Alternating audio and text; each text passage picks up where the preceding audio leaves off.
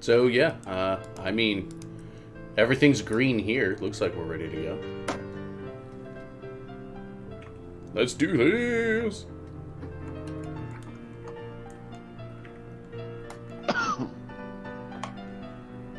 Okay. 1 second. All right, I will entertain by not dancing, not moving. by hydrating myself because my voice feels a little rough.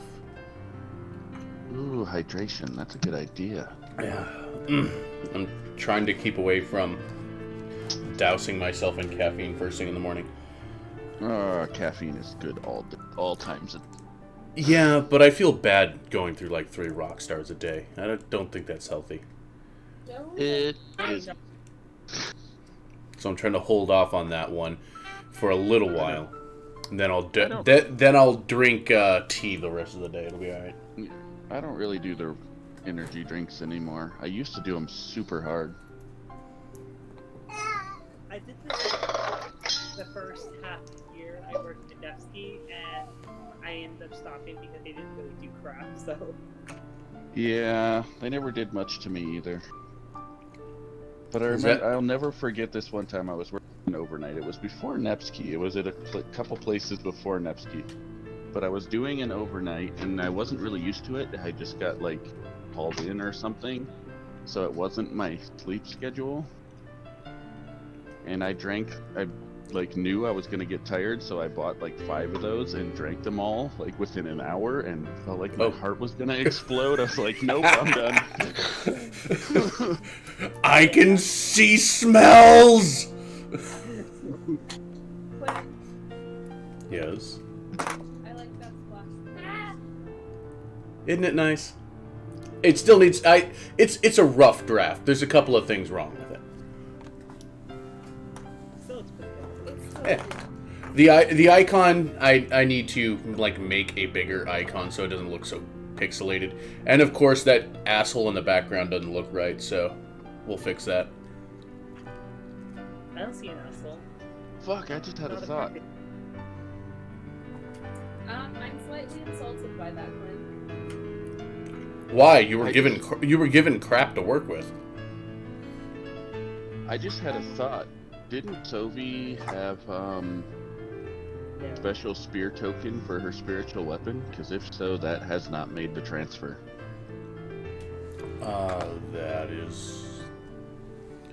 That is something that would have to be adjusted, yes. Okay. Well, I apologize for. First of all, I apologize for the noise. Just the kids are up, and that's just gonna happen. And second of all, I apologize for taking so long. You know, especially right. Whatever.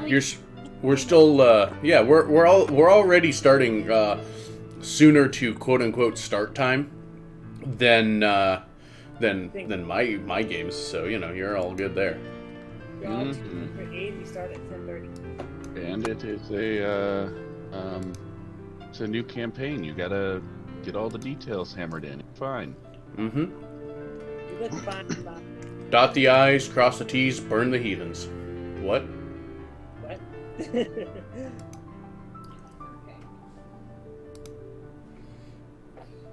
We will go to this page now. Everybody ready? This is weird. Technically not in the DM seat for this shit. All right, let's do this. Alright. So, the last that we left the Halderai couple and the cats, they were on a assignment from the Raven Press. And they had encountered a stone dragon of types. And after a long, hard battle with their troop, they end up falling back, leaving the courtyard in order to attempt some sort of rest. As they are moving away from the courtyard and back into the forest, they are noticing that the fog that had been lingering around is growing, becoming thicker, and it is harder to keep track of who is still around them.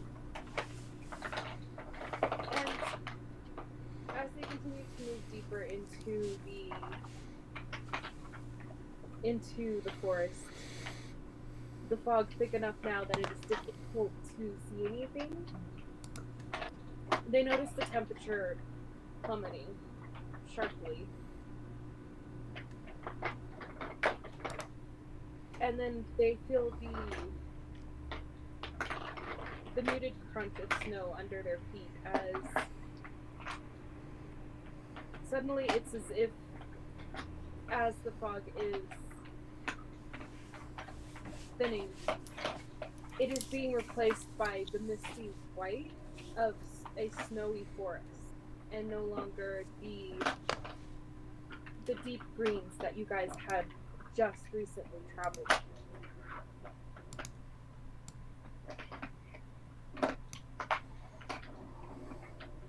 Sophie is the shivering. Sylvie is not dressed for snow. Sylvie doesn't care about the snow. You remember, you're a mighty Halderi princess. You don't give a fuck about the cold. Torin did not hear the snow crunching.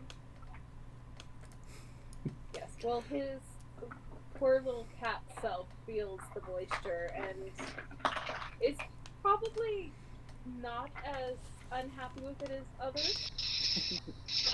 You at least have socks. Exactly.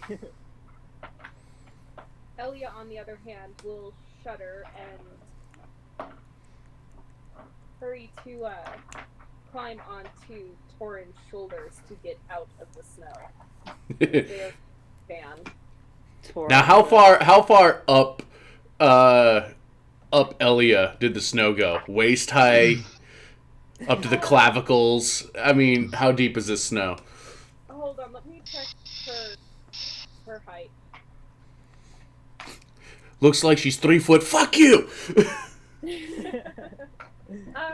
For Elia, it goes up to her knees, so it was kind of caving into her boots. So, for Torin, with his ankles? About. Some dangerous territory we're wandering into already. I like it.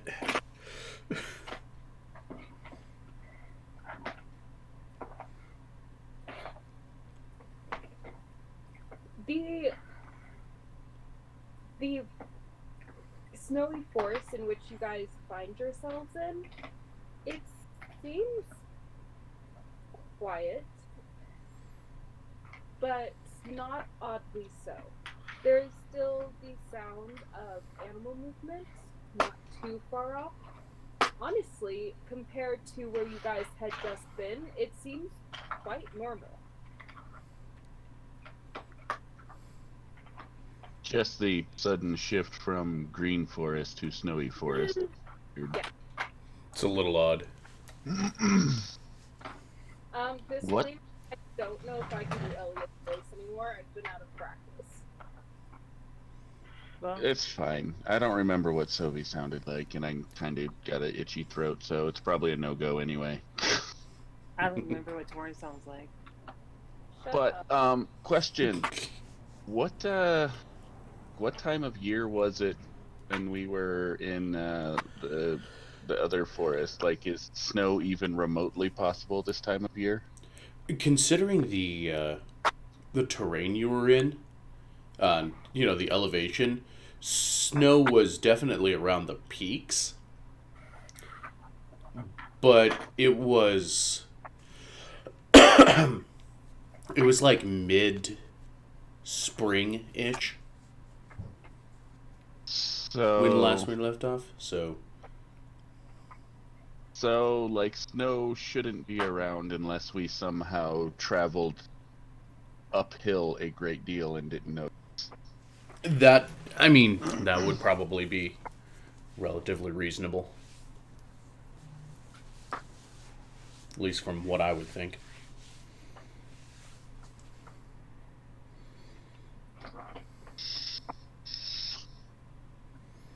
Well, that's concerning.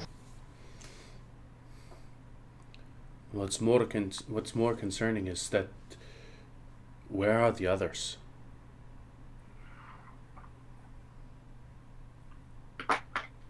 That is a good point. If you all could give me a round of perception. Perception. Give you a round of applause. How about that? Sophie is not as bad at perception as other Torhild.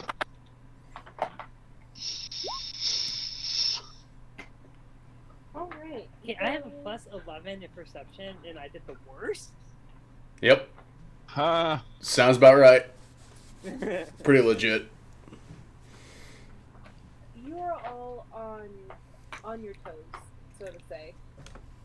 And as you stand silent, listening for your traveling companions, at first you don't hear anything, but after a moment of adjusting, you do catch the slightest sound of shifting snow far off in the distance. You're not sure what it is, but one thing you can confirm is it does not sound like multiple beings moving. It sounds like one. Can Torin actually see it? No. Sorry. It's way off in the distance. We could be quiet about it and see if we get close. So, question is, can Torin, like, see the others' concerned looks about noises that he's completely unaware about in the far distance that he apparently cannot see? I'll do you one. Alfir will kind of reach up and touch his shoulder, point to his ear, and then kind of point off in the distance where he heard it, and then just kind of make a motion to kind of stay a little low. Torin will nod. Zalfir will kind of dip down, reach his hand into the snow, grasp and pull up a earthen axe.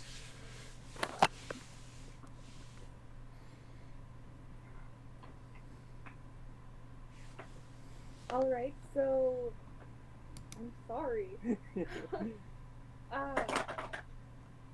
Is it fair to assume that you are moving with stealth? Yes. That is what not Tuki. Toby is suggesting yes. I say if we do stealth checks, Sully should get a camouflage bonus. She blends in around here more than anybody. That is extremely fair. I accept this. So Torin at disadvantage because of his shadowiness and darkness. You blend in with the trees. Look at them. They're nice and black. So advantage? No.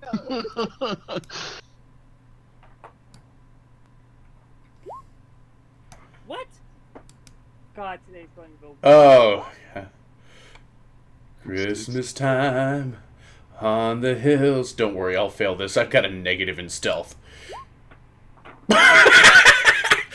Yeah! Quinn, I think you took your foot and shoved it into your mouth. I am a ninja.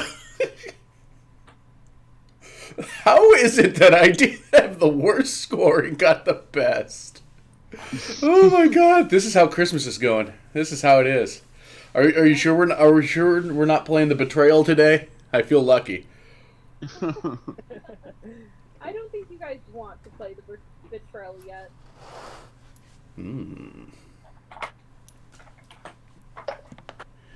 Imagine what finger I'm holding up towards you, Quinn. The pinky. Definitely. It's got to be the pinky. Anything else would be rude. Oh. That's how you drink. You got to drink with the pinky out. Delightful. Because we are proper gentlemen here. As you all are moving through the snow as quietly as possible, so be rolling at advantage because he blends so well.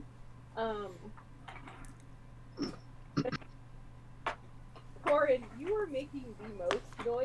Even the capsule on your shoulders is shivering quieter than you are walking.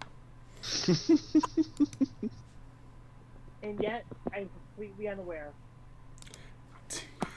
You are definitely unaware of how much noise you are making. Yes. That is fair. It makes me just like...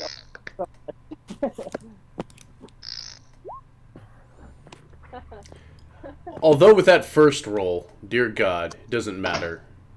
If that was whatever it was to see us, it saw us.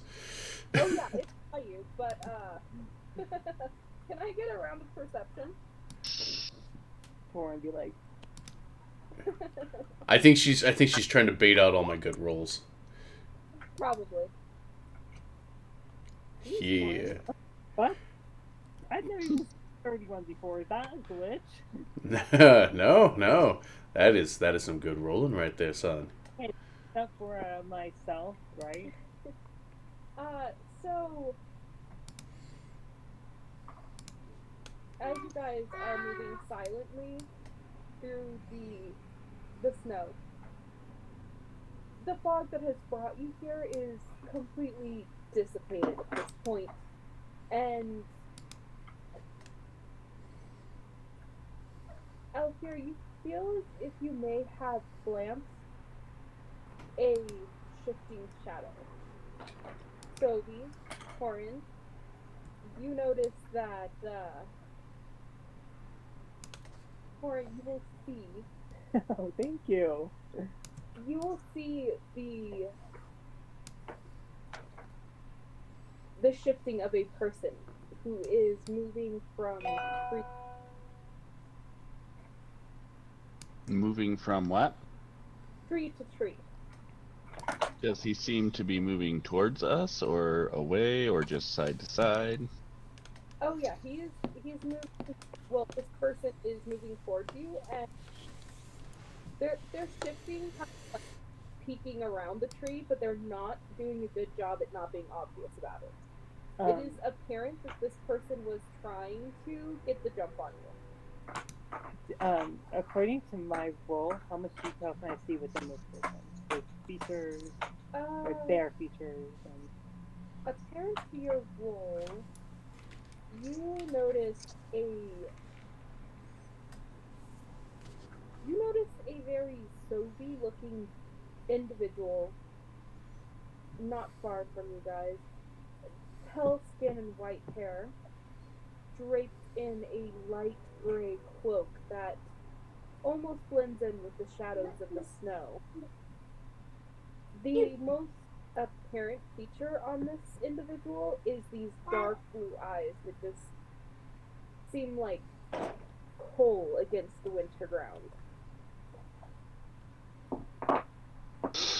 Corin will ready himself. How so? With his short sword and crouch down a little bit. I will ask, is there enough shadow to be used here? It's different, and with the snow being so reflective,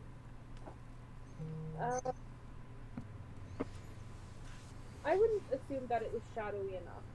I didn't assume so either. It's just the trees are so dark themselves. I wasn't sure if that would count for anything. Yeah, not. Sophie is just gonna watch this figure darting between trees and kind of smile. At least he's not any sneakier than we are. This is true. The surprise is kind of out on both ends there.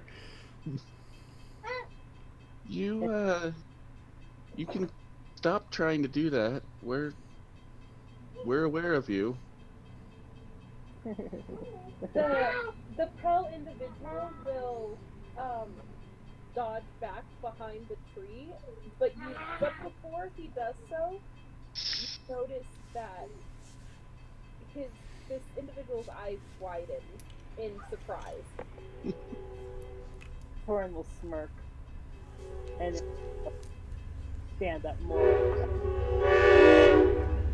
Attack ready. Oh no. Oh He has shit! summoned the train. Roll for Thomas.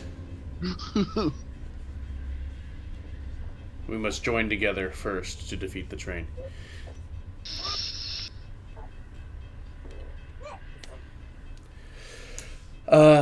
Alfir will take a couple of paces forward to make sure he's ahead of the group, essentially acting as a buffer between this individual and the rest of the party.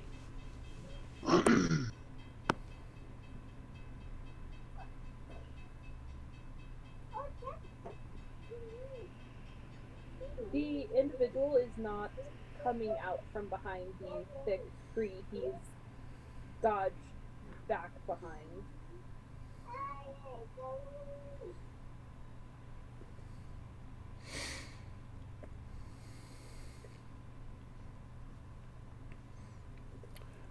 Well, he doesn't seem like he's keen to speak. Do you think we should go around him? I think we should figure out where the hell we are. Well, if he's not willing to help.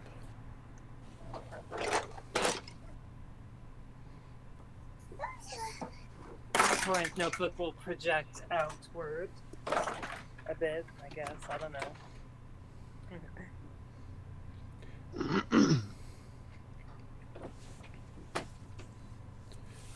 Just kind of give Torn a bit of a shrug, just unsure of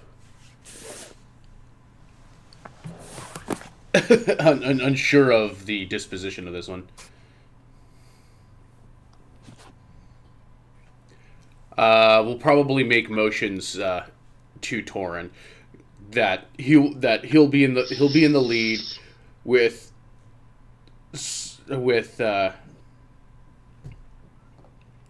the girls in between them, and Torin.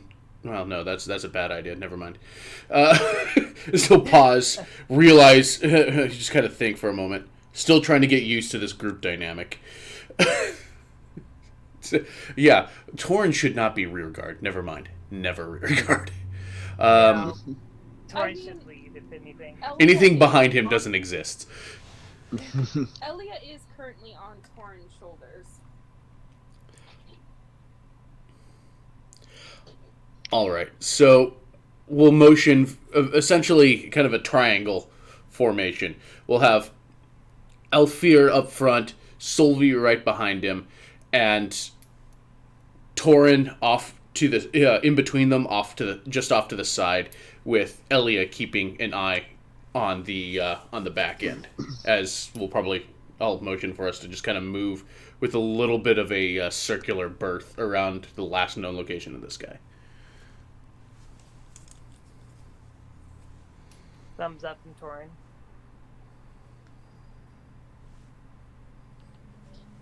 Sophie's good with it.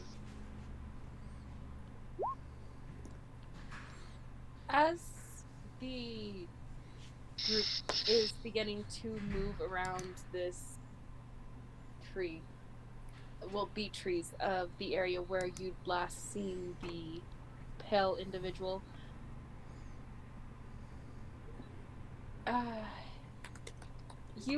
you can, once you get visual on this individual, you will see that they are hunkered down, pressed against this tree, and though three of you can't understand it, he seems to possibly be praying. Three of us. Well, it's not like Torin can hear him pray. Possibly see his lips moving. Torin, yes, you can see his lips moving, and with the position that he's in and the fact that he is clutching an object that's connected to a chain that goes back to his hip, you still can't understand the language in which he is speaking based on his lip movement. Okay.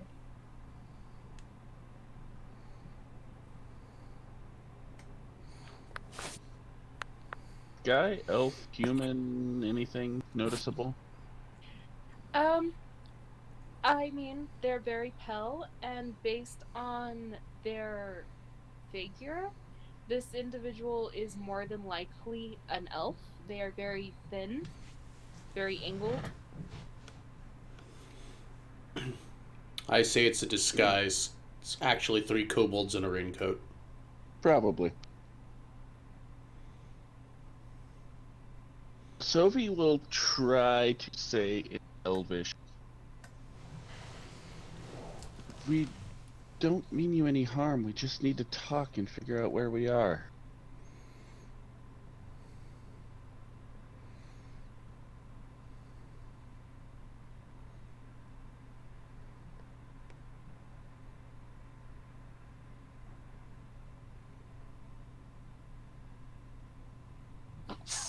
That should have been a lot quieter.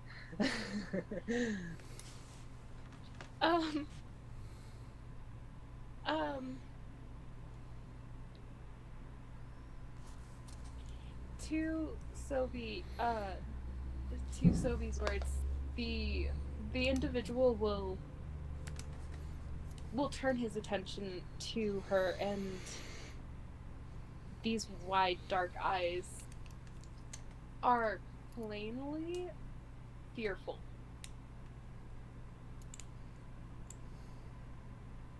Does it appear he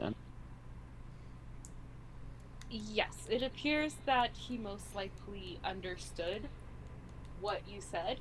He will slowly begin to stand from where he was crouched down in the snow. The thick gray cloak around him just consuming his form. That's why we could see him so easy. We're lost. We're just trying to find a way out of this forest. Mean you no harm. In Elvish, the individual will respond. It's not often that we see others out here.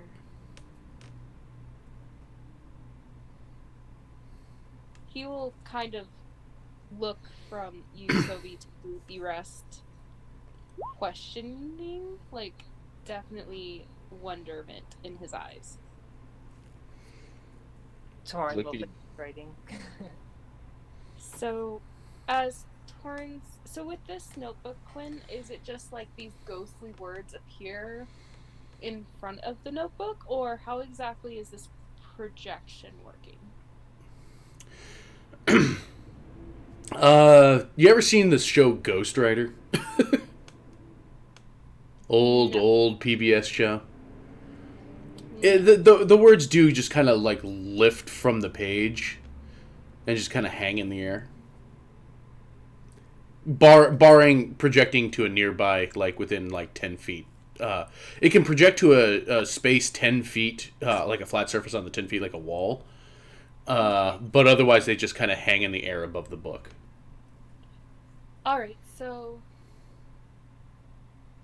above the notebook, these shadowy letters, similar to the one writing, will appear, and they are quite obvious amongst the snow. The Elvish individual will take a step back, apparently surprised by this. Yep. The giant cat man is clearly involving himself in dark sorcery. Look at those threatful kitty ears. Mm-hmm. After stilling himself, the Elvish individual will answer Torin. My name is Esua.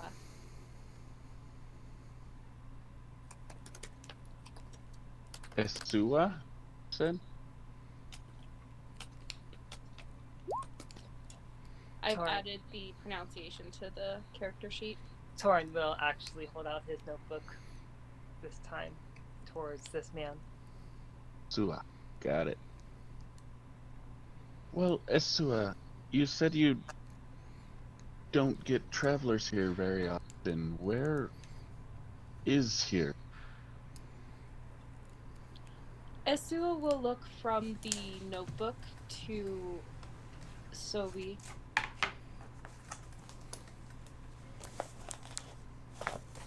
Slowly, he will step out enough to reach and take the notebook and scribing pen to jot down the name and hand it back.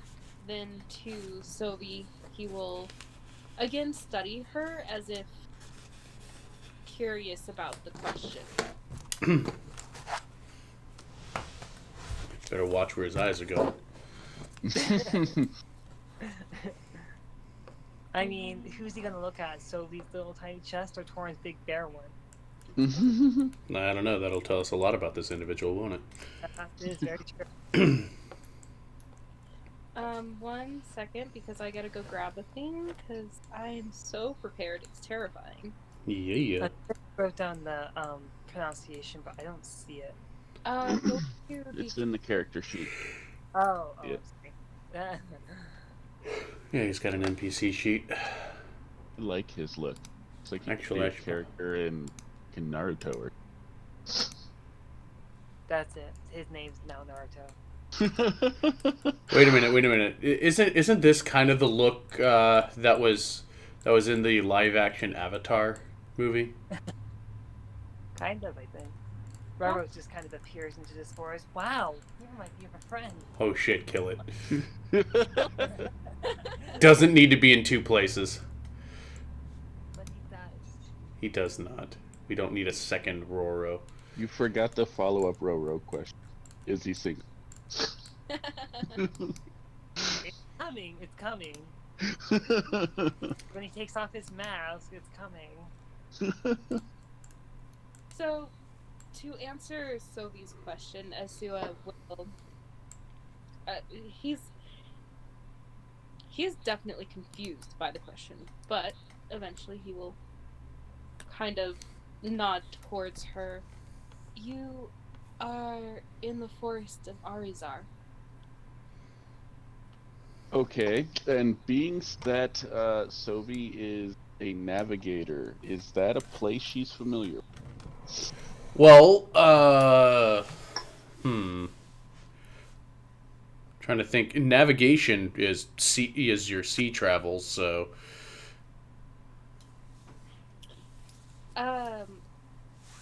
So based on the travels that you and Alfir have done so far, this is not a familiar place, nor does the name or its pronunciation strike you as something you've heard.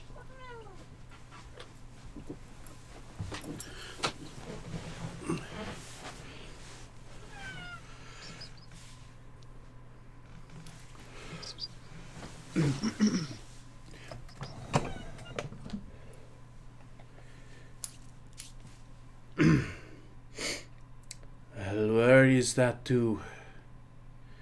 Where is that in relation to Atropos, the Transinel?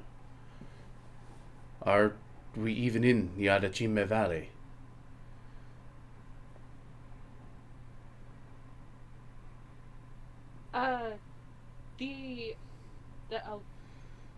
The elf will glance to Alfir, kind of look him up and down,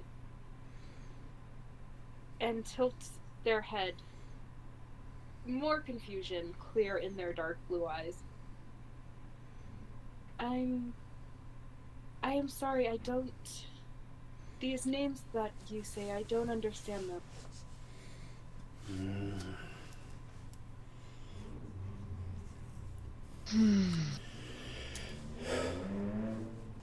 That worries me quite a bit.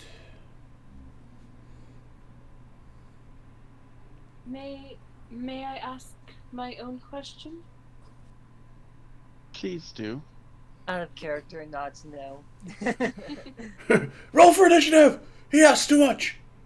we will be asking the questions around here, little white Yeah. man. Oh my. Something I forgot to add in here.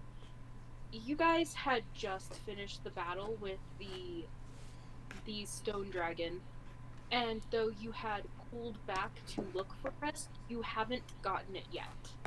You are all very wary and definitely feeling beat up. Not that your character sheet needs to reflect it, but just so you know. I'm gonna assume I have half my. I'm gonna assume that I have half my resources. That's fair enough. Wanna say Tukey had like 2 spell slots. Not Tukey. Fuck. Sovi had like 2 spell slots left. Just imagine if they ever meet. Holy shit. Oh god, that'd be so hot. What? So much pale blonde. Yes, I know one that. all white and sparkly, and the other one all dark and spooky. They're like yin and yang. Alright,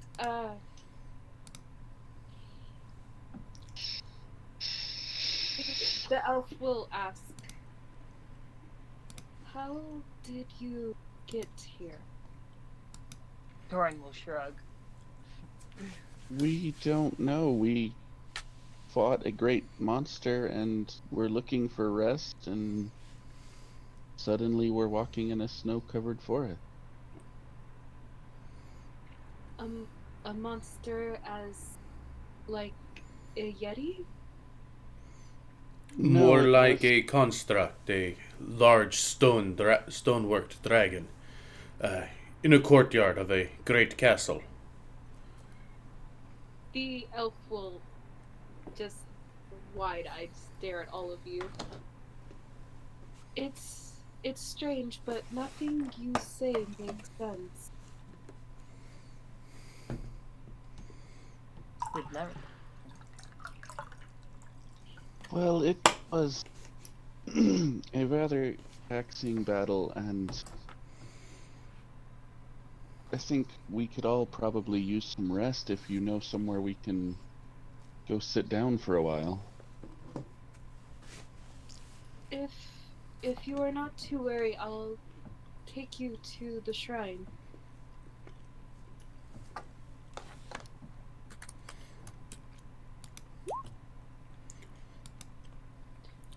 To Torin's projected words, the elf will nod to the very tall cat person, and then eye the very tiny cat person on his shoulders with concern, as Elia is just shivering violently and clinging to Torin's head. Torin's trying to use his tail to help. It's not working. It's too thin and pencil-like. Yeah. Pretty much. It'll be useful later. Kindly, he will unhook his light gray cloak and pass it to Torin. For your son up there, he seems to be unprepared for the future. Isn't full bare chest, but will nod. And kind of sling it around him. Just like throw the hood atop of Elia and it just drapes down. Yes. They have become one. Bring him Elia up. is now 2 cats in a raincoat. The man is the elven person. Clearly now, without the cloak, you can tell that he is more masculine than feminine, as his elves get.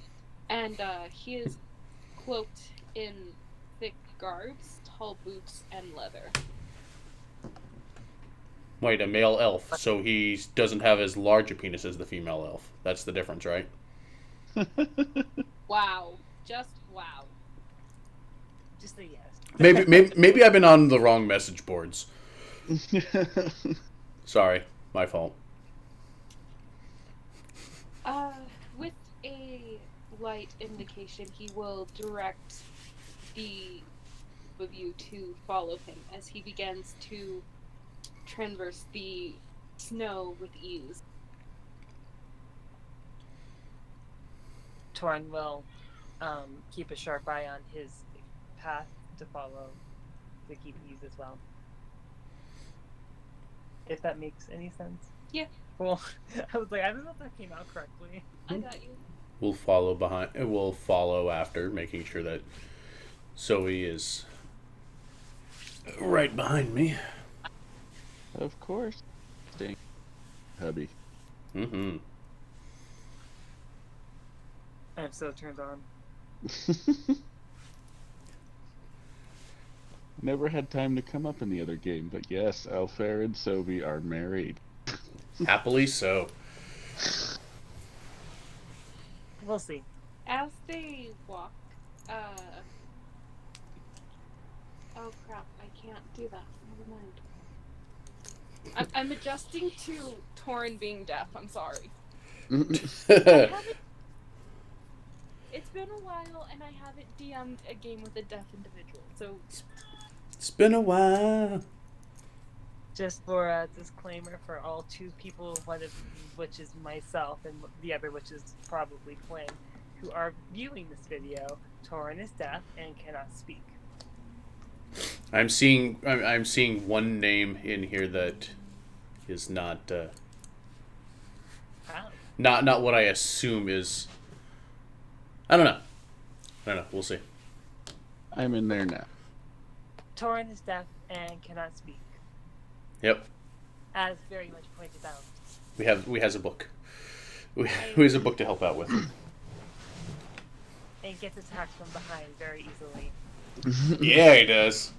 I mean, what? Duh. Alfier are so happily married. Yep. Torin from behind. Oh no, that's Quinn saying giggity. Not Alfier. Alright, well, seeing as I'm terrible at remembering things, we'll move on. So, it's quite a few hours of travel through the snow, but you do get brought into what appears to be a very small collection of houses that are set within the forest. And looking at the other, not that map, sorry, got this. You got these. They are set in a way that the forest seems to have been hasn't been disturbed very much with the setup of their settlement.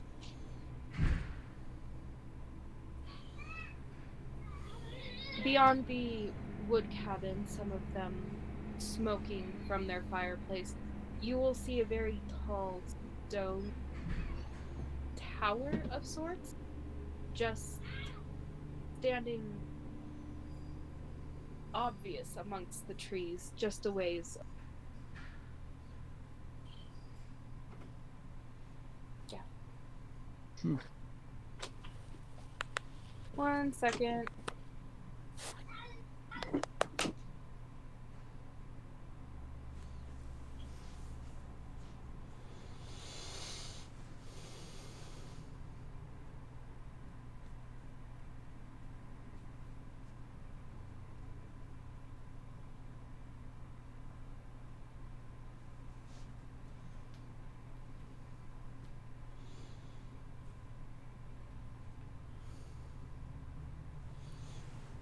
Hope everybody's having a delightful holiday start to the week. Mm-hmm. Today is going to be filled with a lot of me sitting around. As it should be. I am present. Can I unwrap? Yes. Yeah. Alright, so you are led to what appears to be a small village of sort.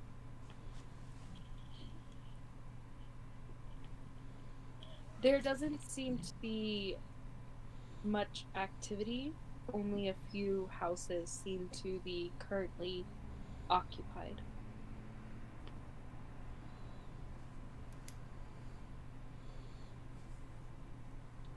The elf who had brought you here will lead you to a dark, small cabin and invite you inside.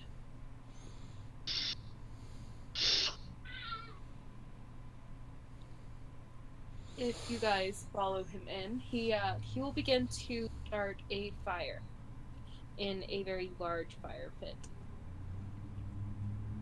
Before entering, I'll kind of clock around the town to see if there's any real like activity or things that might be concerning from a defensive standpoint.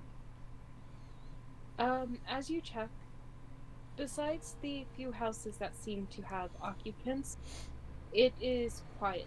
But you do note that the activity that you do here is all coming from the stone tower, which assumably probably the shrine that Esua mentioned.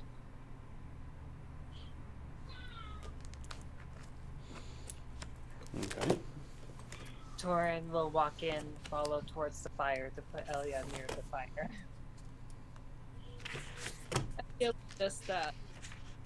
She will just turn into a cocoon inside this gray cloak on the Herc. The elf will kind of take the little bit of Elia that's showing from this cocoon.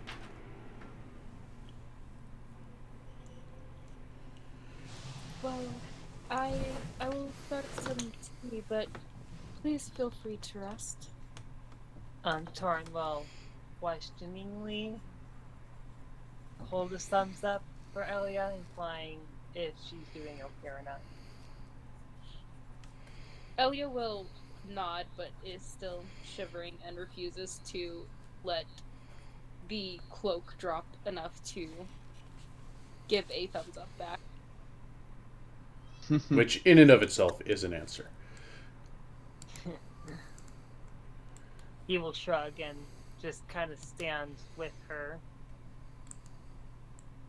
taking in and watching her friend, whose name I've forgotten already. Esua? Esua. Esua is currently going through the process of making tea.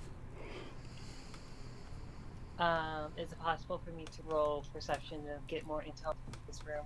Things that may be present, artifacts? Yeah, go ahead. Feel free to. Alright, so All the things in the room. this small cabin, there is bedroom set off to the side and a smaller area.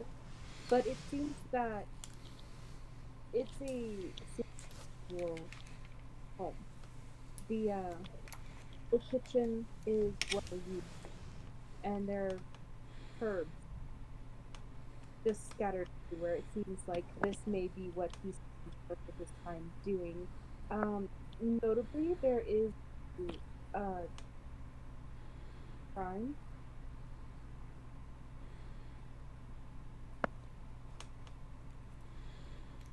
It seems to be some kind of focus praying. Pushes the mat in front of him.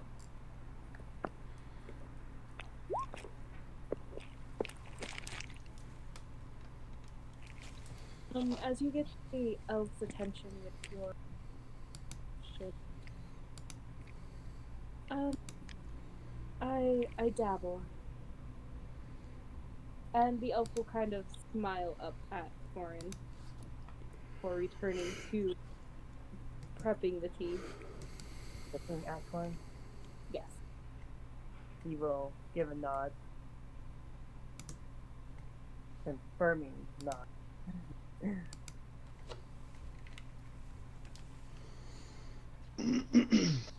Tell me, what, who does the shrine belong to?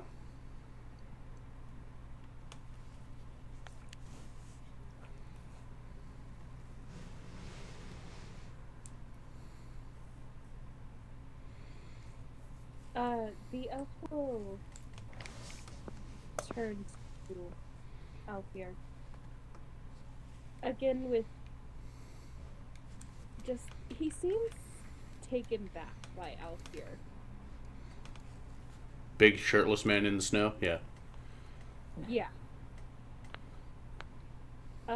So it takes a moment for him to get himself to get his thoughts about him.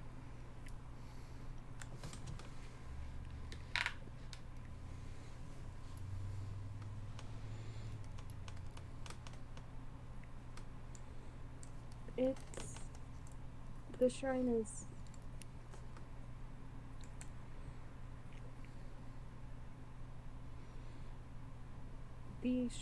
for the god of death. You broke up there. The shrine is for the god of death. God of Death.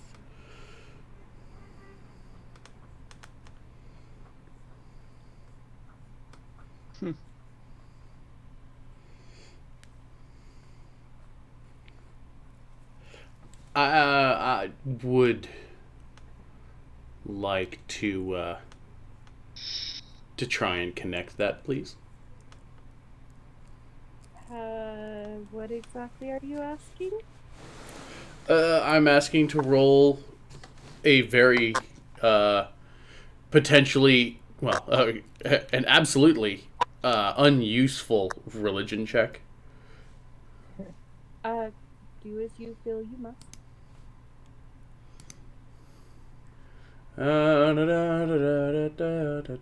Where's religion? Yeah, I'm totally. Hey, that's still not bad. Sophie wants to do it too. Religion's her thing too, even though it's really, really not. She imagines it's her thing. Look. We're all about faith. We just don't read the literature, all right? We got the person that we follow. That's about good for us. Alright. I thought the patron of death was female.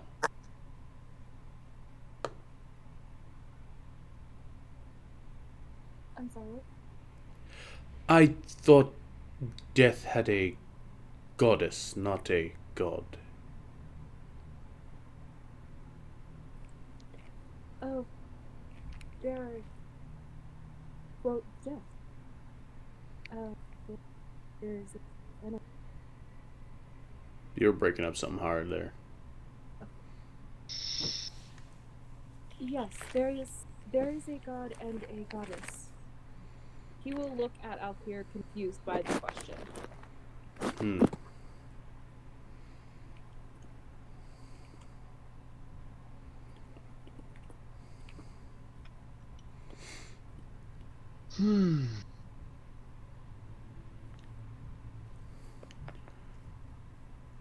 Just kind of look back at Solvi, just kind of shrug his shoulders, just like, I don't even know.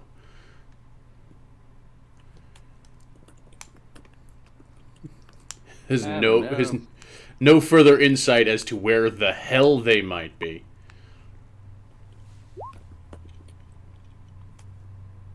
I'm sorry, before you actually answer and take in Torin's question, was that actually already answered and I just missed it? What is Don't believe. No, I don't think. Yeah, I don't think there was a name proper. Sounds good.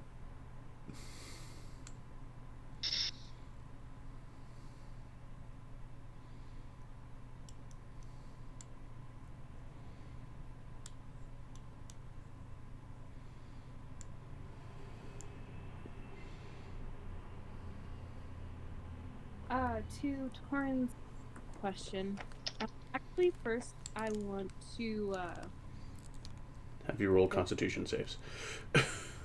not yet. He hasn't served you. Oh, And I don't plan on eating from it.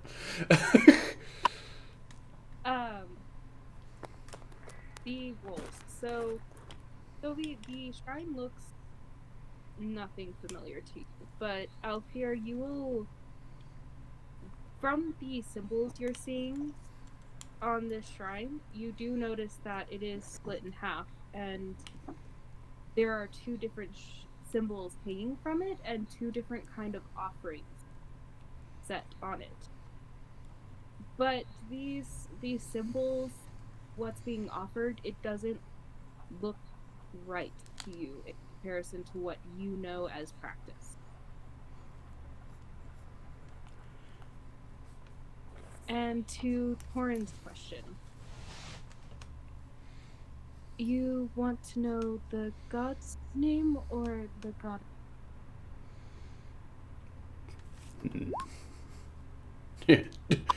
Torin's answer is yes.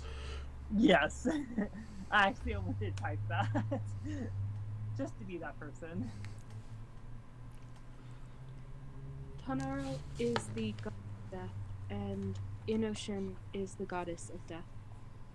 Perhaps to call her the goddess of death may be not quite correct. More so that she is the goddess of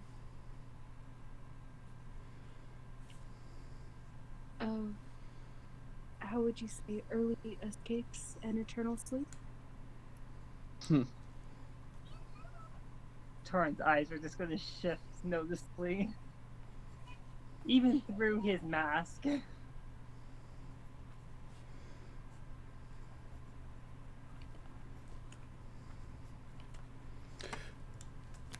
First, what was it? What was the first name? Tar something? Tanaro? Here, I'm posting them. Just give me a second. Well, yeah, but I'm taking notes, so. Gonna post them.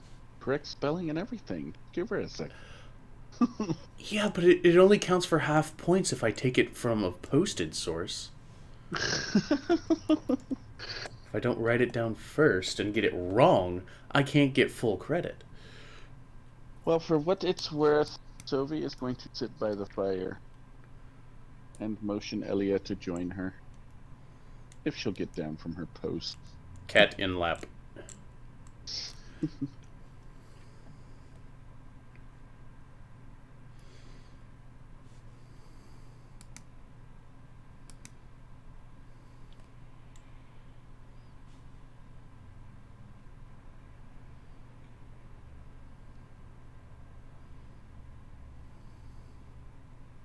think it's kind of funny that, like, cleric is supposed to be the uber religious class, but the uber religious skill is one that, like, only wizards would pretty much be really good at. Yeah, religion.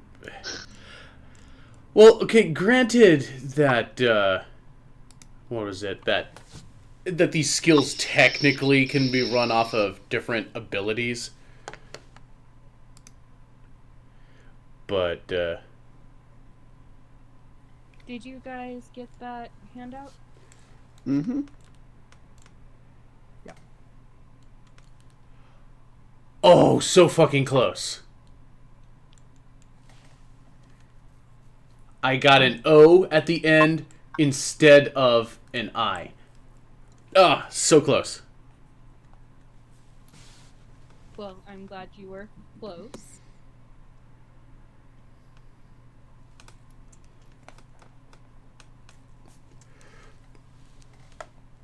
When you mention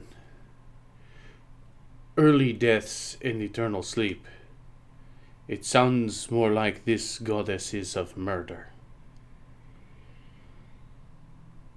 The man will, the elvish man will look surprised at you for the question. I don't quite understand what you're suggesting. Early deaths usually indicate or suggest murder.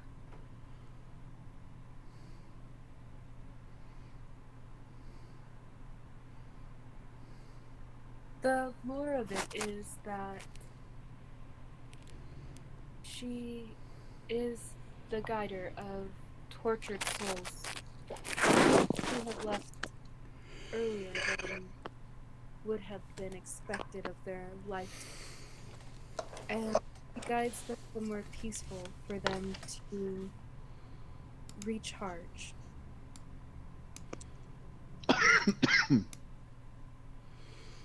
So more the goddess of the murdered. Oh, I see. If you want to accept it that way, yes.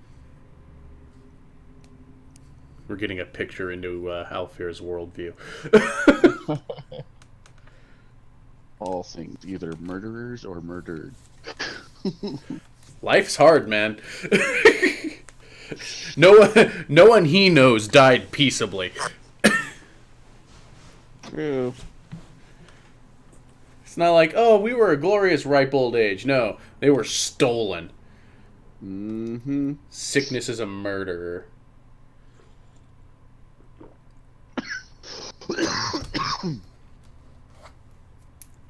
Parents, stop pushing buttons, please.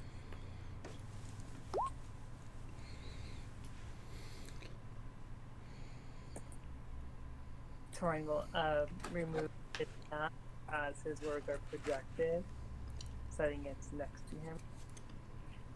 He's removing his mask. Removing his mask. He does that? Oh my. Yeah. I thought that was super glued. I'm saying I didn't expect him to do that. He's in a low light situation, does not need it for spell. He can staff. Okay. His identity is needed. Safe. Unless the ears come off too, the mask really isn't helping. No. You don't know how the physics of mask work, do you? I think you've been watching too much Sailor Moon. It's true. To Torn's question. It is a tool that they can follow to her. She offers them the eternal rest, and they either choose to follow her. They have a option.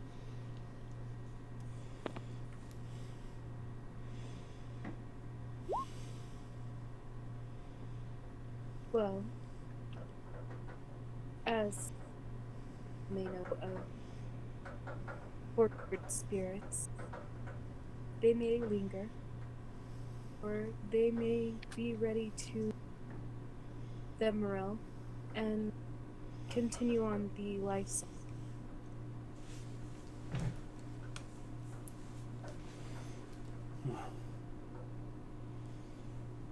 He will sit tensely.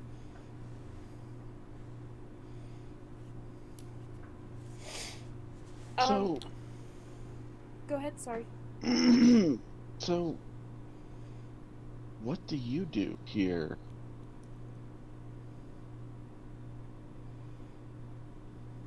Blushing lightly at the question, the elf will not answer right away as the tea is ready, and he will serve all of you a large cup. Yeah. Elia, Warm the soul. Elia will move to sit on top of Sovi's lap and cling the cup to her chest, sighing with relief that there is something warm in her hand. Just kidding. What I do here, well, partially I keep the shrine, and partially I study at the shrine.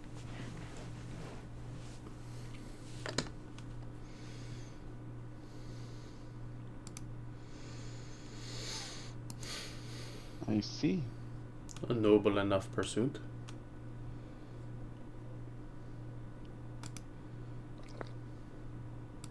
Many of us, it is part of our duty.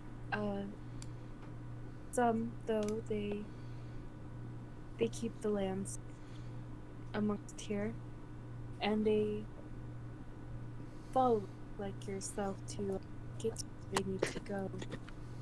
Though none of them appear out in the woods as you did.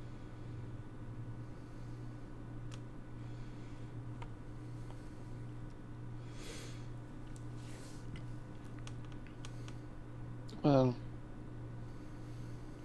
Alfair and myself have spent some time in shrines before.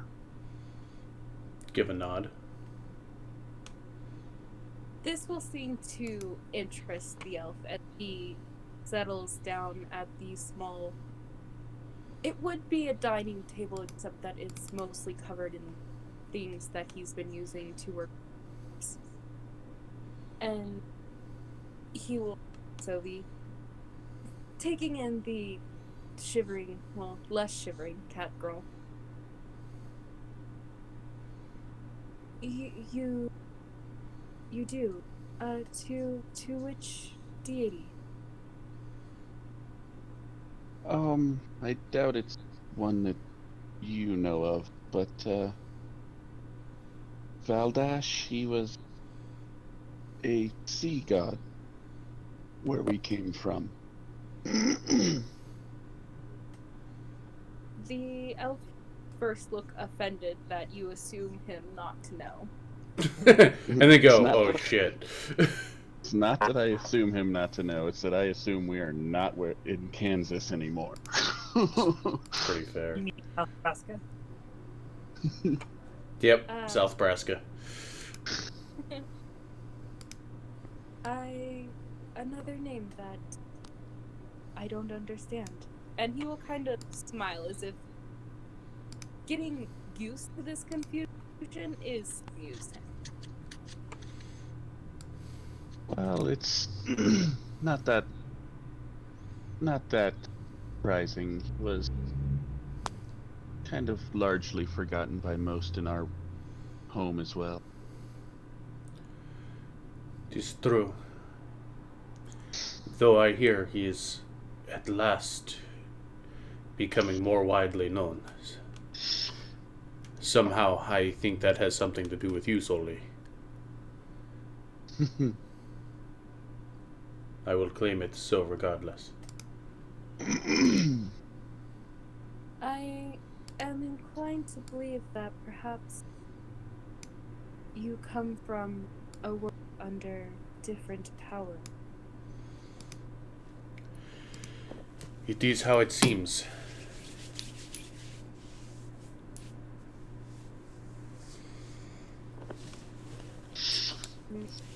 I suppose you would find that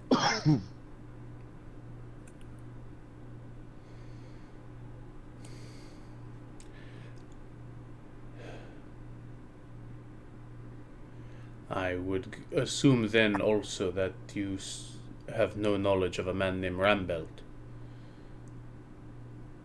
I'm sorry, that name too just I don't understand.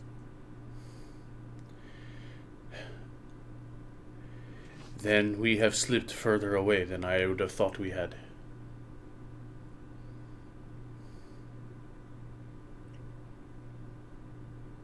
The elf will look concerned for the group of you.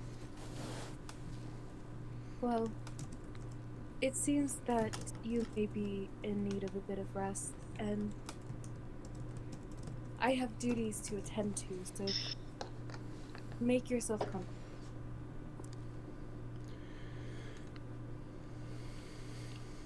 It is appreciated. Did I mention that Torin's going to nip the tea in terms of maybe the poison, looking at all the herbs?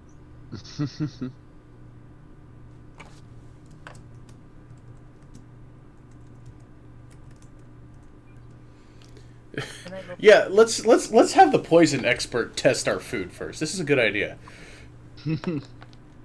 All right, go ahead.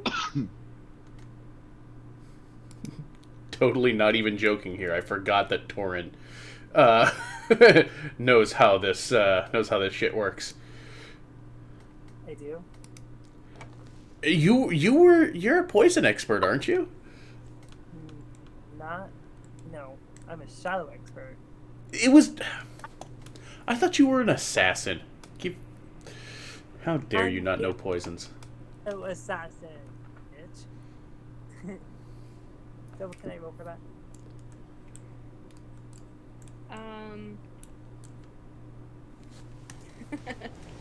You roll a taste test. Nope. Nope. I'm curious. I swear I've seen something about this somewhere. It might be in the skill feat of Gourmand that gives whatever a roll would be. I would guess medicine or nature, and that's based off. Survival. No, that's if it is poison. They didn't catch the first one. That's a con save at that point. Armor feats, skill proficiency. But Quinn, based off the apothecary class that I had read in your reference guide, it was a nature check, I believe. Oh, is it? So, want me to roll that? I'm good with either nature, or whichever you're. Oh, apparently with the Gourmand feat, the Gourmand feat just says you can identify it.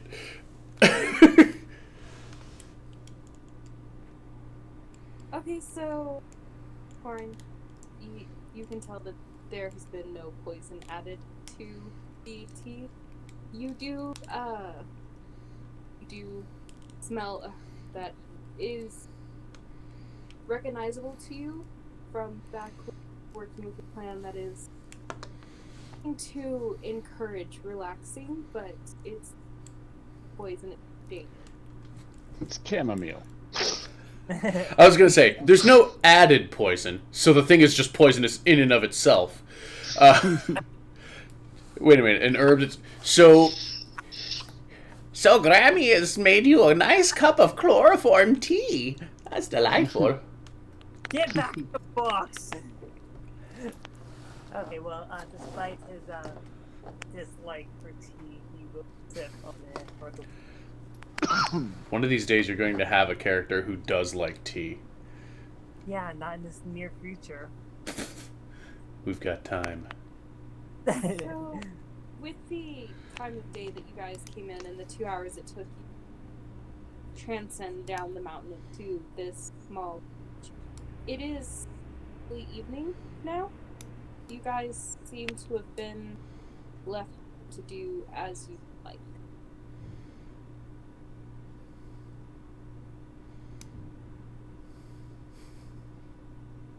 Well, do we trust it here?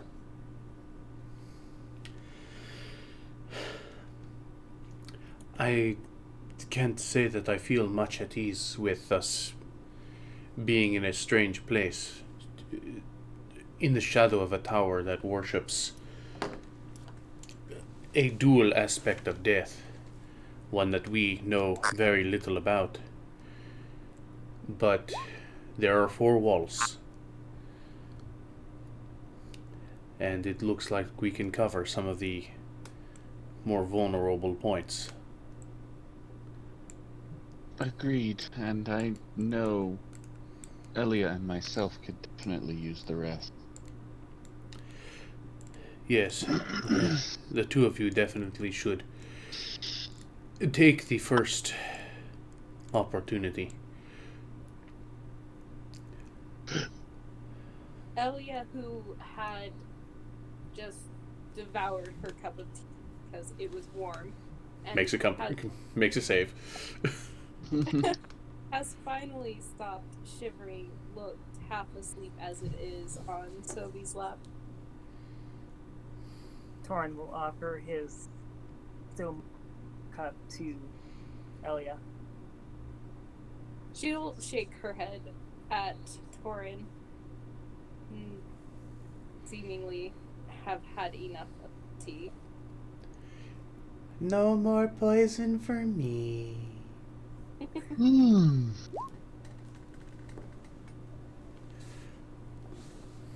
Torin will be going back to part of the conversation about worship issue thing.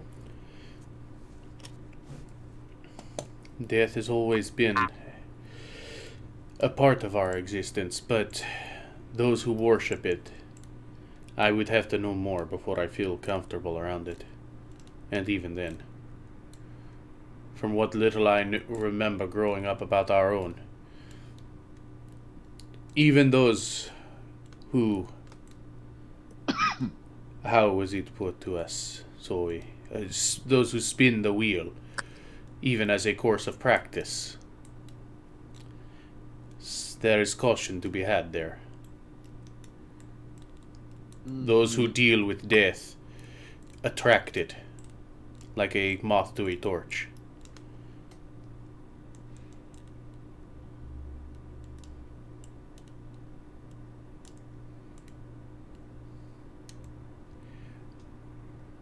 But maybe that is just me.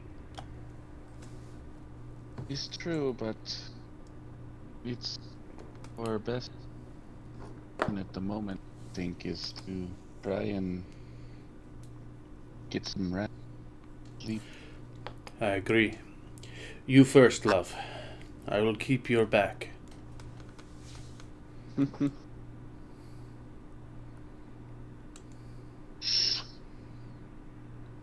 Well, not Tukey. Fuck!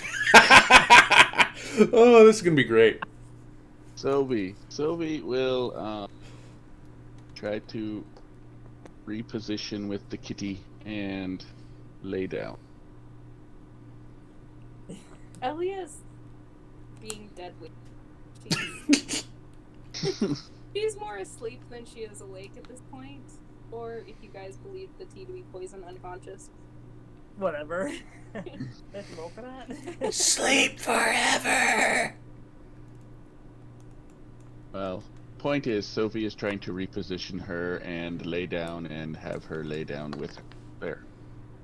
She's feeling. She's definitely eager to cuddle within these arms. Don't get too jealous, Alfear. You know, I think we're gonna be alright.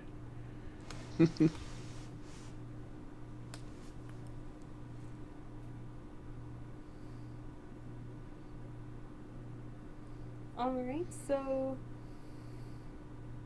as you're all able to rest well, and well, the two that are resting are able to rest well, and the sky is darkening by the time that Esua makes his way back into the cabin.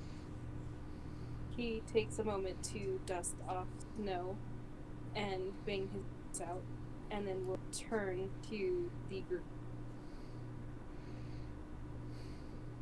It's been about 2 hours, and I don't remember if Sophie trances.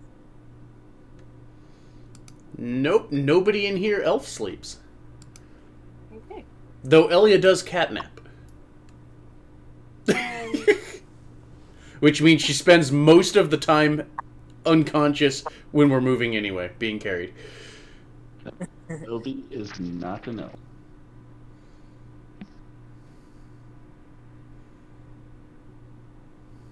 Sophie is half an elf and doesn't get the cool elf sleep. Hey, look, everybody's on technically the same sleep schedule. So stressful. But hey, at least I'm not going to be out there wandering around for a few hours. Yeah, that's true.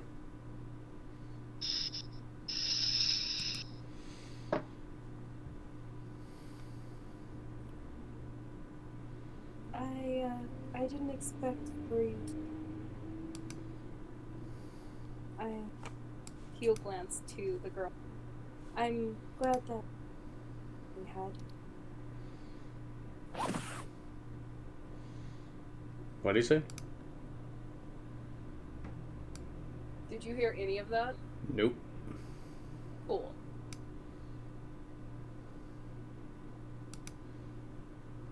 I did. The elf coming in will say that I'm surprised to find you awake, but I'm glad some rest is being had. You will forgive our caution. He looks surprised, and then nods. I suppose that what you've recently been through, not being among your powered That is fair. More so. Have you seen any others? You mean any others that More so. belong here? We came with a larger group, but we were separated when the mists gotten heavy. Sorry, but no report of any others have brought the temple.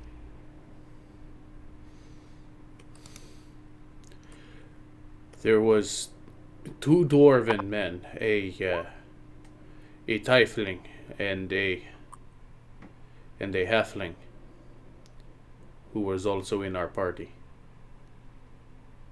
I can check others of my village and see if we may be able to get together a search party. Be sure that they haven't. Yeah. Yes, also, I think it was another. And another man, I can't remember if he was human or half-elven off the top of my head, but yes, there was that him too. Who? What are we talking about? I had forgotten Luther. He was a half elf. He was a half-elf? Yes, another half-elf. That's right, we had pairs of pretty much everything. Except me. I'm sorry. I don't understand your question, and I don't believe I've gotten. He's talking to Torin as the wispy words come popping up off the book.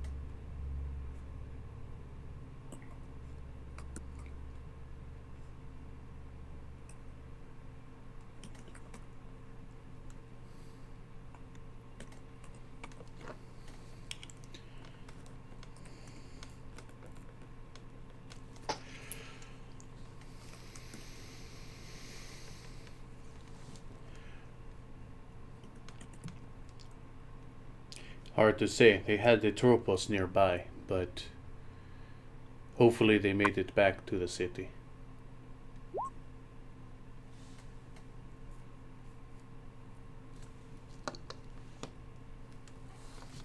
Torin, I don't know about this castle this week. As your friend has stated, perhaps they are safe and didn't meet this unfortunate event of finding them somewhere they shouldn't.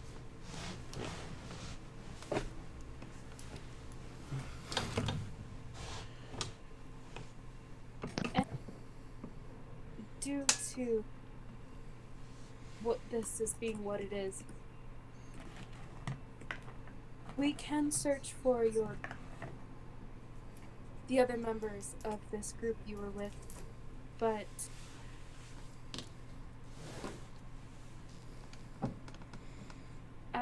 I do believe that we won't be able to house you here for very long.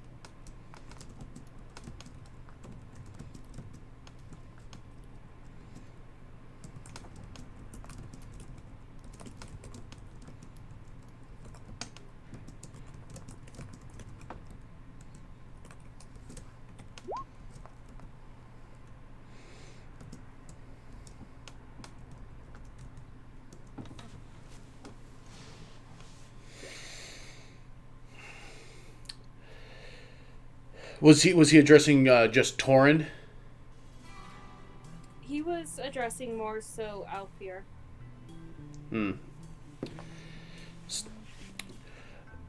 For now, we will have to take in your hospitality. Not sure if we are going to be staying long.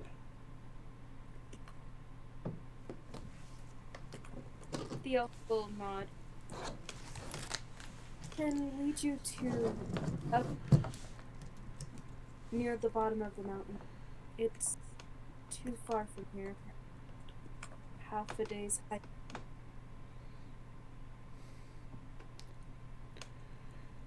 Once you're ready to. Yes, if there is perhaps a more populated center that we could venture to, That would likely give us the chance to finding the others.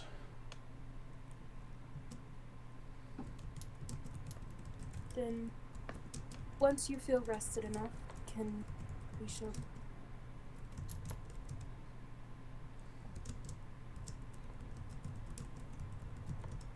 He will kind of glance at the girls again, and then back to Alfir and Corin. Where he will meet my eyes with a suspicious glance. He keeps checking the girls out. Same. I have much work to get done, and I believe perhaps the lot of you would be more comfortable in the bedroom. And he will gesture to a door to the east of the cabin.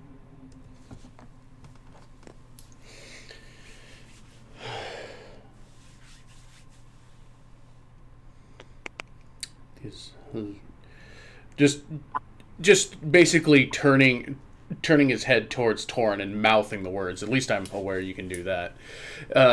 Basically, just it's more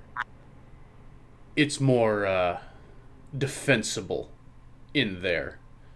If needed, we can break out a door or window. The walls don't look too strong. Torin will nod, and he'll hold his left hand out with his finger pointing, and his other hand in the same shape, but his temple, and then he'll bring it down and notch it with his finger. Yeah, no. Yeah, I do not understand that, but that's fine. Basically, oh, so glad that Elia's light. We'll go and scoop them up and move to the bedroom. Who's stronger, Torin or Alfir? I'm almost guaranteeing you that it's Torin.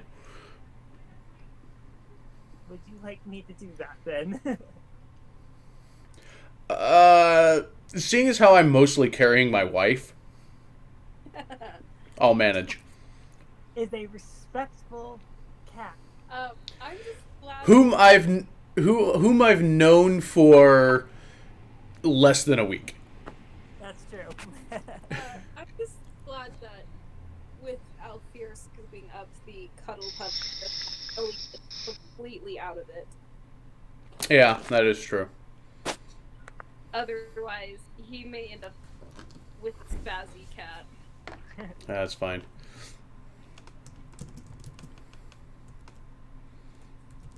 Toby will probably wake slightly, see that it's him, and just go, no, fuck it. Like, wait, what? Oh, no, that's cool. So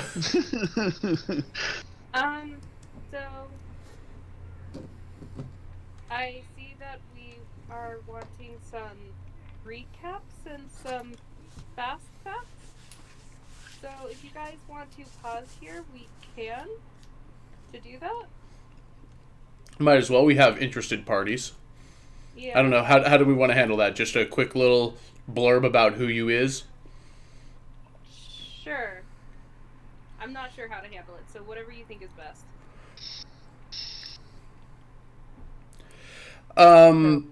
Start with a small recap of where we started.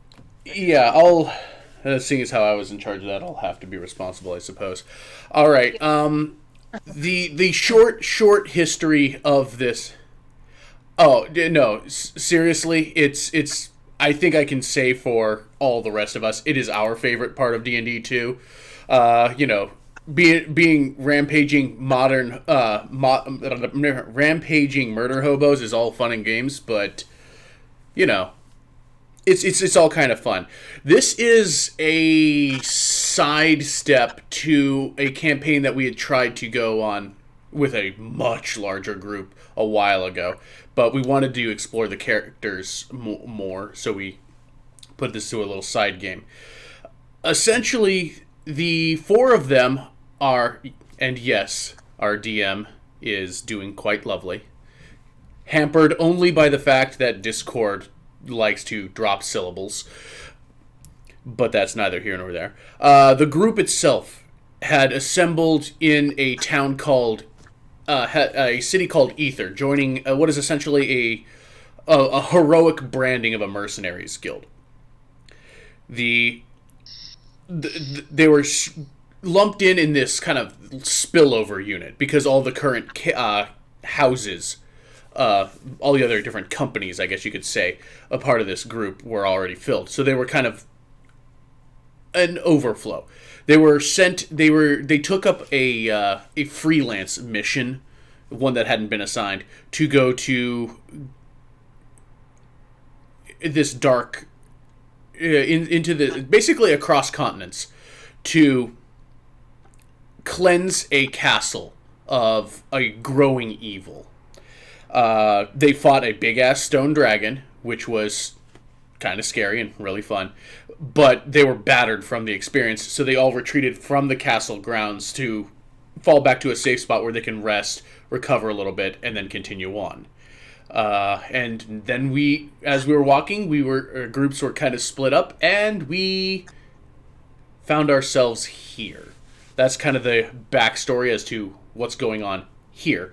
My character, I'll start because I'm yammering still. Why not? My character is Alfir Asi. He is a human stone sorcerer and hexblade warlock.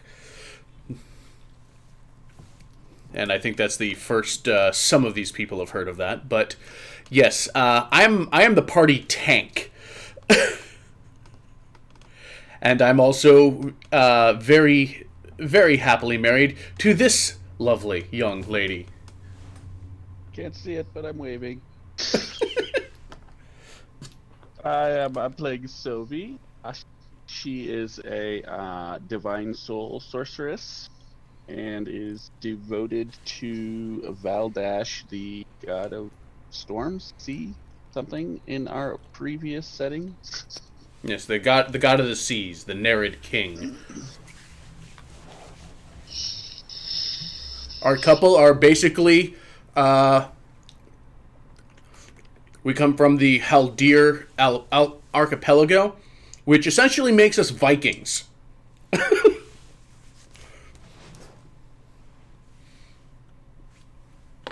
You know what? That is a good point. There we go. I definitely need to commission you to make my picture better. I gave you so crap to work with there. So, disclaimer for the art that is now able to be seen. Our DM is not only a DM, but an artist. Yep. And did all the character designs for our characters. And the lovely person that you were hearing there, I believe did the colors. So, you know, I have art pets. It's good stuff. Out of game, we are the married couple. Yep. And the art team. In game we're cats. In game we're cats. So not much has changed. So, exactly. This is actually my favorite character to play, even if he's so very difficult to deal with. And I am Torin, the lovely shifter monk. And the most important thing to know about Torin is that he lost his hearing and his speech during an attack onto his village, and so he communicates through essentially a sign language, which, disclaimer, I can actually do. I'm not just a computer. And he communicates through writing in his projecting journal as well, so that people can read what he's writing without having to look at the page, essentially. He's tall.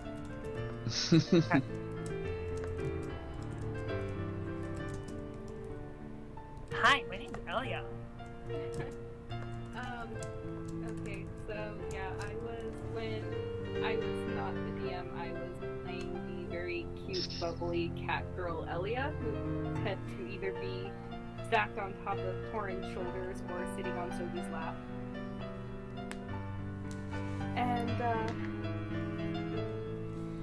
And And now that I am the DM, I will be playing anything that is not these three. And if this is anything like my other campaign, we will start collecting them. I think we might actually be fairly safe from that with this group. Everyone looks at Patrick. No, Sophie is not too keen. despite keep saying the name. Sophie doesn't really care for other people. But Sylvie is a cat person, so that works in our benefit. Yeah, no, this is not like the Master's Betrayal. We are not going to collect every NPC under the sun because I am not Gowan. Well, I'm gonna hold you to that because. I make no promises. I'm just saying the percentage is lower. Bitch, I will collect all the NPCs. They're gonna be my kids now. If you guys keep making me deal with this, I'm not gonna run campaigns. That's a lie. I mean, that is a lie. That's not a credible threat. I see all your plans. I know what you do.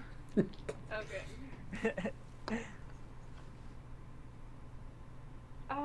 Is there any other information that's wanted? I guess technically, if we're going to do this as far as, what do you want to say? If we're going to put this into RPG standards, we have Alfir as the tank, Torin is our DPS freaking murder bot, because he is a monk who goes psycho on things. It's true. Elia is our healer. I don't know if it was if you had mentioned it, but she is a was it a shepherd druid, whereas Torin is a way of shadow monk. Is that it? Yeah, he's a swift stride shadow monk. Swift shifter. His shifter type is swift stride, and his monk type is way of shadow. Yeah, that was very complicated. Yes, and Sophie is the disc priest. Yep, Sophie is the disc priest, and she is also a half elf. You can't see it because she's got her pretty little hood up. All right. I think that kind of puts us in there. Since we did a break to go over that information, I way over prepped because I didn't know what was going to happen. So I've been killing you guys with this for like almost 2 hours now. Do you want to regroup another day to continue? I mean, if you want to, if you want to call it, or do you say you over prepped or under prepped? I over prepped a lot. Okay. Hey, remember, if you over prep a lot, which means you've got things to last. If you planned for a week's worth of activities, you've probably planned for 2. If you plan beyond that. Yeah, no, I probably have a week to 2 weeks, depending on what you guys get focused on. But you know, I have 2 other campaigns to prep for, so probably a good thing. Yeah, when the inspiration hits. I am good with either or. Yeah. Stay longer, or I could go run to work and pick up my Christmas bonus they lost in a desk. Ooh, you need to get money. Get you paid. Well, seeing as the kids have been left to mostly their own devices almost 2 hours now, we should probably jump off. Fair enough. Besides, we're going to have a lot more D&D hanging around here pretty soon. Also, we have... Yeah, this is going to become mostly a D&D channel. I'm practically feeling it in my brain. Because we've got this one that we're starting to stream now, which is delightful. I'm looking forward to it. Haldira and the Cats. This is nice. but also we have one that happened last night at 10, roughly 10:30 Atlantic Eastern. I'm in the Eastern time zone. I can't know where I am. That same group, different DM, different characters, obviously. But yeah, all the D&Ds, and then I randomly stream other video games, sometimes with guest audience. And we'll be starting a petition for our DM currently to DM live all of our other campaigns as well.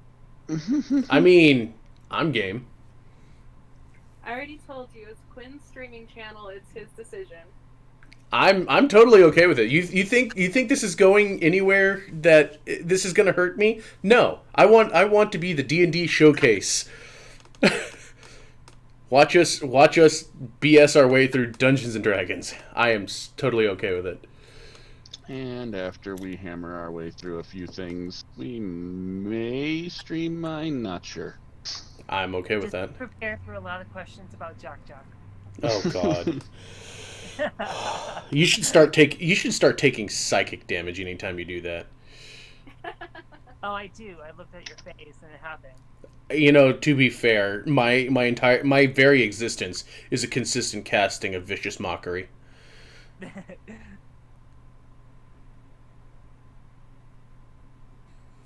So thank you for tuning in. Yeah. Yes, thank you, Cuddlemons. I appreciate you stopping by, taking an interest. Yeah, I'm gonna try and remember to export all these things to YouTube for archival purposes, because that's a thing that should happen.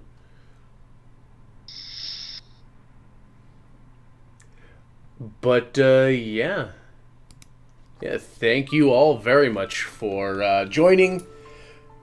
Good stuff. We'll see y'all again next time.